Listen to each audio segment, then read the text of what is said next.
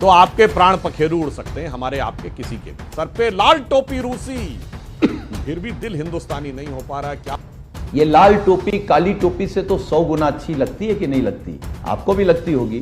काली टोपी कोई टोपी होती है? ये लाल टोपी जानते हैं किसका? विदेशी क्रांतियों का प्रतीक है, जहां खून खराबा करके सत्ता का परिवर्तन होता है। और आज तक देख रहे हैं भारत में क्रांति का प्रतीक भगवा रंग है।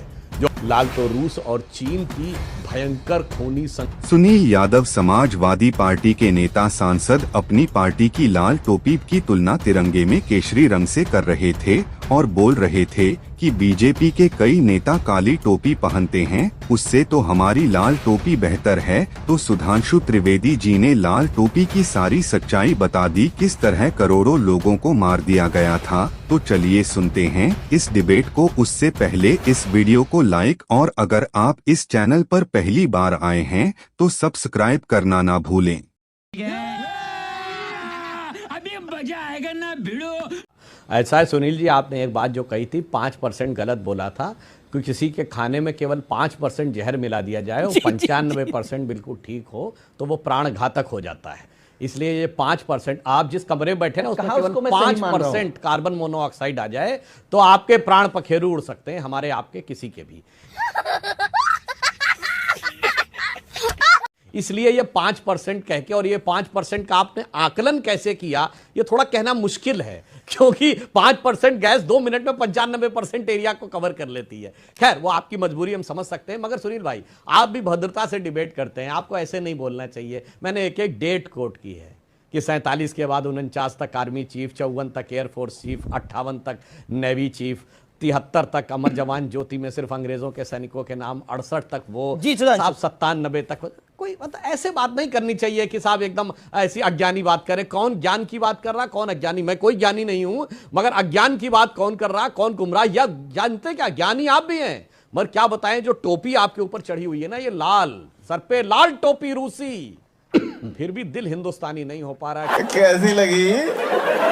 क्या बताएं, ये जो लाल सलाम वालों ने दिमाग के ऊपर ऐसी लाल वो भर दी है कि जिस कारण से भारत की वास्तविकता दिखाई नहीं पड़ती है। इसीलिए मैं आपसे कहना चाहूंगा कि भारत की स्टेट के विरुद्ध सुनील यादव देना चाहिए। सुनील यादव 40 सेकंड। सुनील यादव, हमने इमरजेंसी में भी नहीं कहा कि स्टेट के खिलाफ लड़ रहे हैं। लेकिन सुनील यादव ये बात तो कोई लेजिटिमेट नहीं है कि स्टेट्स के साथ राहुल गांधी लड़ाई लड़ेंगे। मैंने प्रश्न ये पूछा था कि जब उत्तर प्रदेश से राहुल जी लड़ाई लड़ेंगे तो अखिलेश जी राहुल जी के साथ होंगे या राहुल जी के खिलाफ होंगे?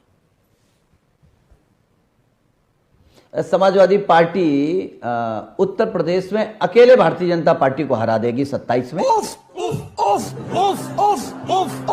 लेकिन हमारा गठबंधन है, इंडिया गठबंधन है, तो इंडिया गठबंधन हराएगा। एक ठीक एक अच्छा, मैं अपनी बात कर लूं। एक तो सुधांशु भाई, मैंने आपको अज्ञानी नहीं कहा, मैंने ये कहा कि इस देश में कुछ अज्ञानी साथी हैं जिनको ये लगता है कि ये देश या भारत माता 1947 में नहीं 2014 में आजाद हुई। एक दूसरी बात आपने टोपी पे कही है, ये लाल टोपी काली टोपी से तो 100 गुना अच्छी लगती है कि नहीं लगती? आपको भी लगती होगी। काली टोपी कोई टोपी होती है? काला कोई प्रतीक होता है? लाल प्रतीक तो कम से कम क्रांति का होता है, विरोध का होता है, सम्मान दिलाने का होता है, अन्याय के खिलाफ लड़ने का होता है। काला किस लिए होता है? जो आप लोग काली टोपी लगाते हैं, आपके नेता काली टोपी लगाते हैं। मैं टोपी पे बहस नहीं करना चाह रहा था, लेकिन कम से कम काली टोपी से तो 100 गुना अच्छी लाल टोपी है। त्रिवेदी, काली टोपी यानी राष्ट्रीय स्वयंसेवक संघ की टोपी की जिक्र कर रहे हैं, मैं व्यूअर्स के लिए बता रहा हूं।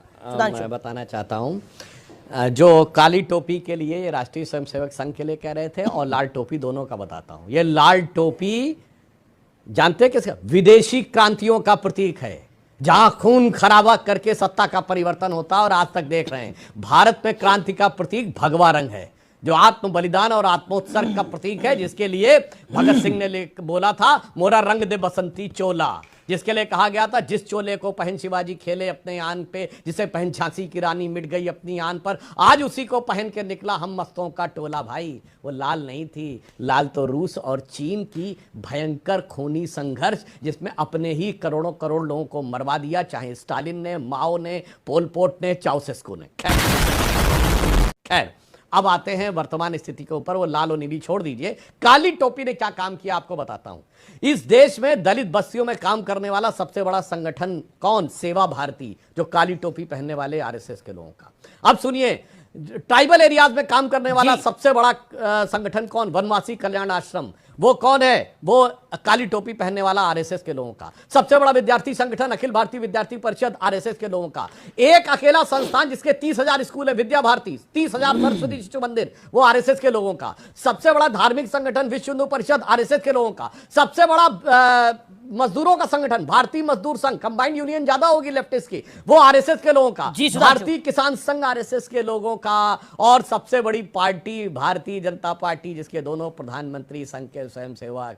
तो अभी काली टोपी को दिमाग में, मन में कालिक रख के मत देखिए, ईमानदारी से देखिए तो दिखाई पड़ेगा। लाल टोपी का तो रहस्य मैंने बता दिया। जी जी जी जी, ओके ओके, अपने ही लोगों के ऊपर कहर ढाने वाली, ये बड़ी अच्छी बात कही आप। ओके सुनील यादव, लेकिन ये राहुल गांधी ने जो टोपी डाली हुई है, ये टोपी कौन सी है जिसमें वो बात कर रहे हैं भारतीय स्टेट्स के साथ लड़ने की? देखिए अमीश और भाई, बीजेपी कह रही है कि विरोधी शक्तियों के साथ, देश विरोधी शक्तियों के साथ राहुल गांधी का हाथ। मैं केवल एक बात कहूंगा, जहां तक भगवे की बात आई है तो भगवा स्वाभाविक है, हमारे आस्था का भी प्रतीक है, हमारी क्रांति का भी प्रतीक है, हमारे देश का भी प्रतीक है। तो भगवा आप कहां ले आते हैं? ये जब भी फंसते, मैंने कहा महंगाई, बेरोजगारी, महिला, देश की सीमा, रुपए पे भगवा करने वाले हैं क्या? करिए तो ये करते क्या है? नहीं नहीं नहीं, वो करते क्या हैं? ये भगवान राम के पीछे छिपते हैं। अरे कहना क्या चाहते हो? इन्होंने कहा सांस्कृतिक आजादी कब मिली? जब भगवान राम के प्राण प्रतिष्ठा हो गए। और भगवान राम के प्राण प्रतिष्ठा होते ही भगवान राम को याद आया कि अरे ये तो हमारे नाम पर चंदा चोरी बीजेपी वाले कर गए, जमीन घोटाला बीजेपी वाले कर गए, सबसे पहले अपनी नगरी से इनको हरा दो।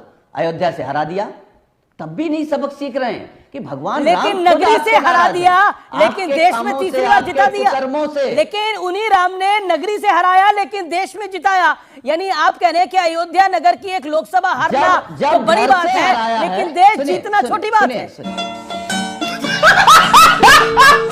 तीसरी बार प्रधानमंत्री बना दिया। अमीश भाई जी, अमीश भाई जी, जब भगवान राम ने अपनी नगरी से समाप्त करना शुरू किया है तो जितने देश में, दुनिया में भगवान राम के भक्त हैं, अगली बार सब अपनी अपनी नगरी से भाजपा को समाप्त कर देंगे। देखिए, धार्मिक विषय भी है और आध्यात्मिक विषय भी है और राजनीतिक विषय भी है। Sudhanshu Trivedi, your reply is best. अभी बदत है भाई, अभी बदत है। देखिए, प्रभु की लीला को समझ पाना लाल टोपी वालों के बस की बात नहीं है। प्रभु ने, आपने कहा कि हम अयोध्या हारे, बस्ती हारे, प्रयागराज हारे, चित्रकूट हारे, नासिक हारे, रामटेक हारे, रामेश्वरम हारे। ये वो थे जो कहते थे अयोध्या राम की थी या नहीं, ये साबित करो। प्रभु ने वो लीला दिखाई कि आज अपने मुंह से चिल्ला चिल्ला के संसद के पटल से लेके मीडिया के चैनलों तक बोला है कि देखो भाई, अयोध्या भी राम की थी, बस्ती भी राम की थी, प्रयागराज, चित्रकूट, नासिक, रामटेक, रामेश्वरम सब थे। और भगवान ने लीला दिखाने के बाद दूसरी लीला दिखाई, कुरुक्षेत्र भी जितवाया और नासिक और रामटेक के राज्य में भी वो जितवाया कि चारों खाने चित्त हुए। और 6 महीने हुए नहीं है कि इंडी गठबंधन की हालत वो है कि ठोकर न लगाना, हम खुद हैं गिरती हुई दीवारों की तरह। तो मुझे लगता है प्रभु की लीला को समझने का प्रयास। और अब मैं बताता हूं, सुनिए, आपने कहा महंगाई बेरोजगारी, तो 2013 में क्या थी महंगाई की दर और क्या थी बेरोजगारी की दर और क्या थी इन्फ्लेशन की दर? दर्शकों से कहता हूं ना, मेरी बात यकीन करिए ना, इन जाके देखिए, 11% 12% थी महंगाई की दर और रेट ऑफ ग्रोथ 4% 5% पे आ गई थी। आज कितनी है? आज 6% बढ़ने के बाद भी है। और ग्रोथ रेट भारत दुनिया में सबसे फास्टेस्ट ग्रोइंग बड़ी इकोनॉमी में से एक है। ये आईएमएफ की चीफ क्रिस्टिना जॉर्जिएवा ने। और एक लाइन में कह दूं अमित जी, जब राम मंदिर में मूर्तियां प्रकट हुई तो भारत के बारे में कहा जाता था तुम्हारा मुल्क क्या करता है, 2 रोटी लेता है तो 1 रोटी उसकी खाता है, कर्जे की खाता है। India's contribution to the world is 0 0 and 0। याद है पूरा पश्चिम का वो डायलॉग। उसके बाद जब राम मंदिर का आंदोलन आगे बढ़ना शुरू हुआ, 1991-92 में विवादित ढांचा भी टूटा और नेहरूवियन आर्थिक ढांचा भी टूटा। गजब बेइज्जती है। जब विवादित ढांचा खड़ा था तो भारत का फॉरेन एक्सचेंज रिजर्व 1 बिलियन के नीचे था। उस समय सोना गिरवी रखा जा चुका था, महंगाई प्रचंड थी, बेरोजगारी प्रचंड थी। 1991 में 2 बार डिवैल्यूएशन हुआ और जब राम भत्तों की सरकार आई 100 बिलियन पे पहुंचा foreign exchange reserve Atal ji के जमाने में, जब नीचे से सबूत निकले 2003 की खुदाई में। और जब मोदी जी की सरकार आई 500 बिलियन पहुंचा। और राम मंदिर बनने के बाद 2024 में Kristalina Georgieva international monetary fund की चीफ ने कहा है इंडिया का कंट्रीब्यूशन इस साल दुनिया के जीडीपी में मैक्सिमम होने वाला है 15%। और मेरे भाई समझो, आप कहते थे राम मंदिर बनेगा तो मिडिल ईस्ट के देश पेट्रोल देना बंद कर देंगे। यूएई भारत के साथ कॉरिडोर बना रहा है। मोहम्मद बिन सलमान एक दिन G20 के बाद एक्स्ट्रा रुके बात करने के लिए। और ब्रह्मोस मिसाइल दुनिया का सबसे बड़ा मुस्लिम कंट्री इंडोनेशिया ले रहा है। कैसी लगी आगे स्वाद?